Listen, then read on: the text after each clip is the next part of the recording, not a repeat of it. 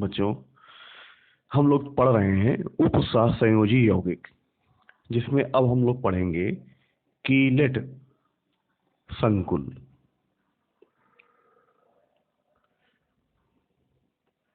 Chelate क्या होते हैं? हम लोगों ने लिगेंड के प्रकार पढ़ ही लिए हैं दंतुकता के आधार पर। तो बहुसंयोजी जब कोई बहुसंयोजी यानी जिसकी दंतुकता एक से अधिक हो, जब कोई बहुसंयोजी लिगेंड केंद्रीय धातु परमाणु के साथ एक से अधिक उपसहसंयोजी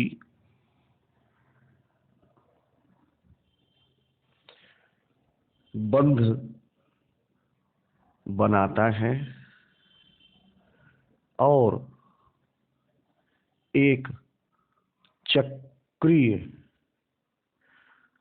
संरचना प्राप्त करता है।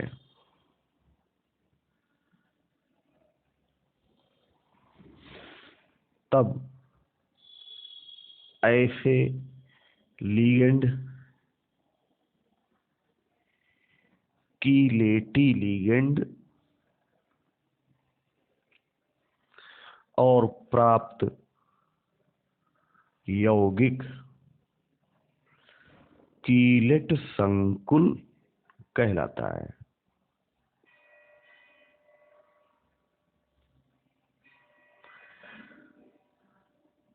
तो समझ में आया होगा कि जब कोई बहुसंयोजी लिगेंड अर्थात ऐसे लिगेंड जिनकी संयोजकता यानी दंतुकता एक से अधिक होती है, वो केंद्रीय धातु परमाणु के साथ एक से अधिक उपसहसंयोजी बंध बनाते हैं, तब एक चक्रीय संरचना प्राप्त होती है।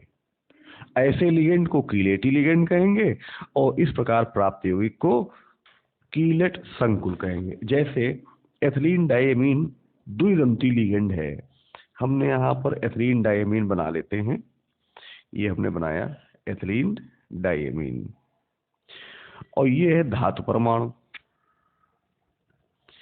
अब एक एथिलीन डायमीन हम और इधर बना लेते हैं, ठीक है। अब ये एक एमीन उपसहसंयोजी बंध इधर बना रहा है, एक इधर बना रहा है। तो देखो बच्चों, एक ही लिगेंड है लेकिन एक धातु से एक से अधिक उपसहसंयोजी बंध बना रहा है। तो ये इस प्रकार से एक रिंग बन गई ना, चक्री संरचना। एक लिगेंड यहाँ पर है तो एक रिंग ये बन गई, तो इस प्रकार से ये दो रिंग बनी। तो ये एक कीलेट संकुल है, जिसको हम इस रूप में भी लिख सकते हैं, CuEn का होल ट्वाइस, ठीक है, बिस एथिलीन डायमीन कॉपर। तो ये इतना समझ में आ गया। अब यहाँ पर ये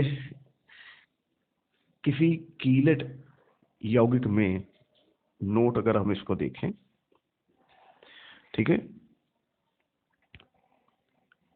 किसी कीलेट यौगिक में बनी हुई चक्रीय संरचनाएं जैसे जैसे बढ़ती जाती हैं, उस कीलेट यौगिक का स्थायित्व भी बढ़ता जाता है, ठीक है। समझ में आ गया। तो जैसे जैसे अभी यहाँ दो रिंग है, अगर दो और लग जाए तो इसका स्थायित्व और ज्यादा बढ़ जाएगा। तो जैसे जैसे रिंग्स बढ़ती जाती हैं वैसे वैसे उनका स्थायित्व बढ़ता जाता है। इस प्रभाव को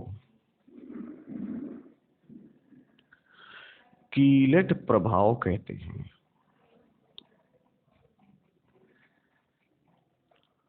क्लियर हो गया? किसी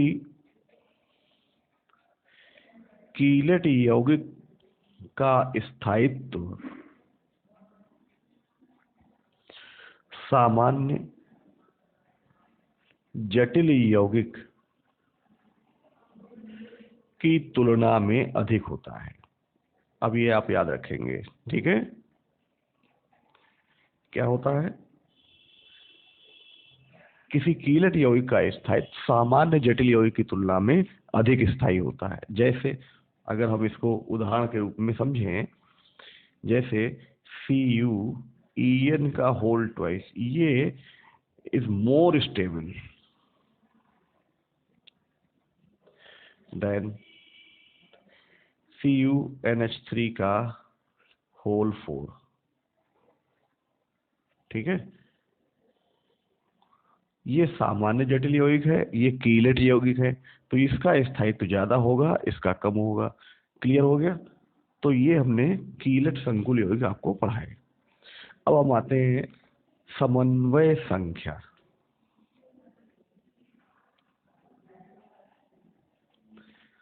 समन्वय संख्या या इसे कहते हैं उपसहसंयोजन संख्या। उपसहसंयोजन संख्या, जिसे हम बोलेंगे कोऑर्डिनेशन नंबर। अब इसको समझें। कोऑर्डिनेशन नंबर समझने के लिए हमें सबसे पहले एक उदाहरण ले लेते हैं। जैसे FeCN का होल 6 और इसके ऊपर हमने 4 माइनस लगा लिए। इतना समझ में आ गया? अब हम अगर इसको व्यवस्थित करें,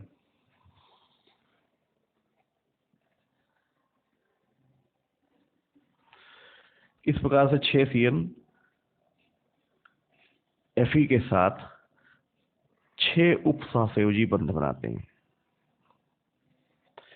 इसके ऊपर +2 चार्ज होता है, बाहर से -4 आते हैं, ठीक है। तो परिभाषा को ध्यान से समझिएगा। किसी जटिल भाग में, ये जटिल भाग है क्योंकि बड़ा ब्रैकेट में लिखा है, तो किसी जटिल भाग में केंद्रीय धातु परमाणु लिगेंडों के साथ जितने उपसहसंयोजी बंध बनाता है, वह संख्या उस धातु परमाणु की समन्वय संख्या या उपसहसंयोजन संख्या कहलाती है। फिर से एक बार समझें। किसी जटिल भाग में केंद्रीय धातु परमाणु लिगेंड के साथ जितने उपसहसंयोजी बंध बनाता है, वह संख्या उस धातु की समन्वय संख्या या उपसहसंयोजन संख्या कहलाती है। समझ में आ गया? जैसे इस यौगिक में Fe की समन्वय संख्या कितनी है? 6 है। क्यों है? क्योंकि इसने 6 उपसहसंयोजी बंध बनाए हैं, ठीक है। एक और उदाहरण देते हैं।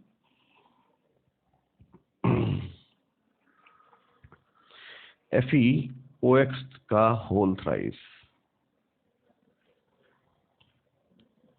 और इसके ऊपर भी 4 माइनस लगा दी। यहाँ ऑक्सलेट है।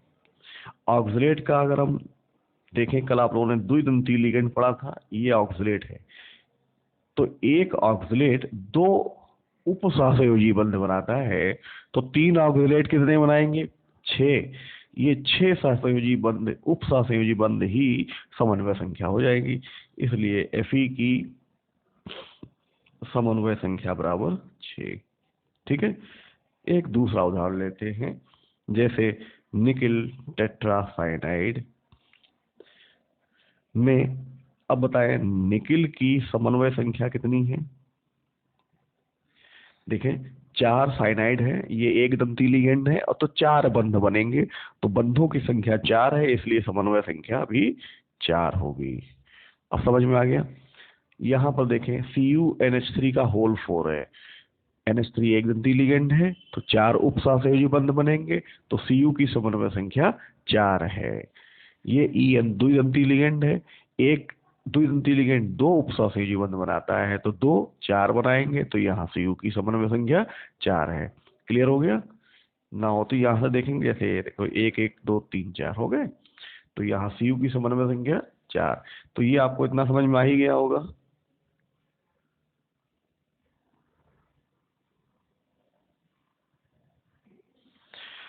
बच्चों, समन्वय संख्या हम लोगों ने सीख ली निकालना। अब हम सीखेंगे ऑक्सीकरण संख्या।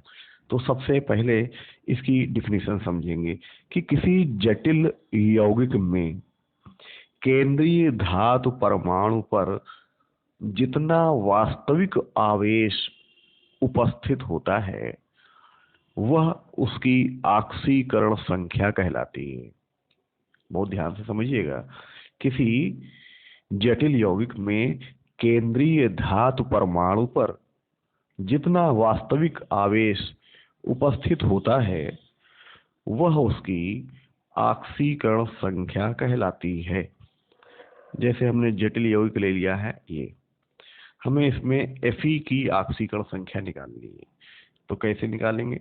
हमको मालूम है के ऊपर +1 होता है, तो +4 हो गए।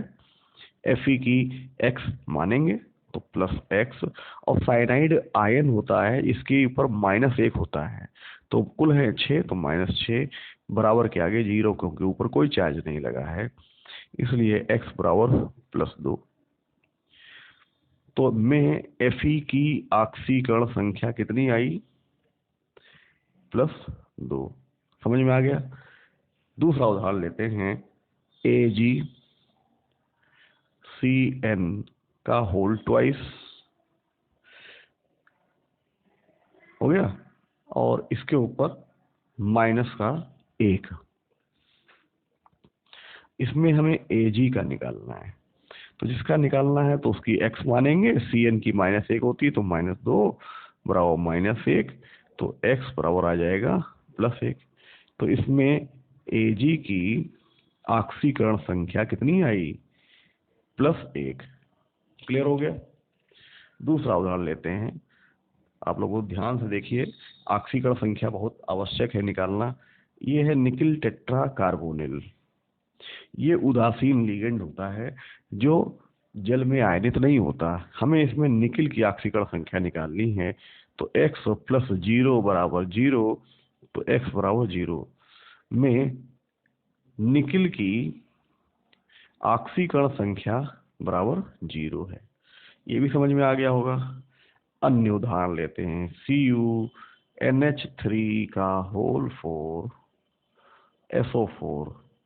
इसमें Cu की निकालेंगे तो x, NH3 उदासीन अणु है तो 0, और यहाँ SO4 निगेटिव है, -2 लगे होते हैं, तो -2 बराबर 0, तो x बराबर कितना आया? +2 में Cu की ऑक्सीकरण संख्या कितनी आई? +2।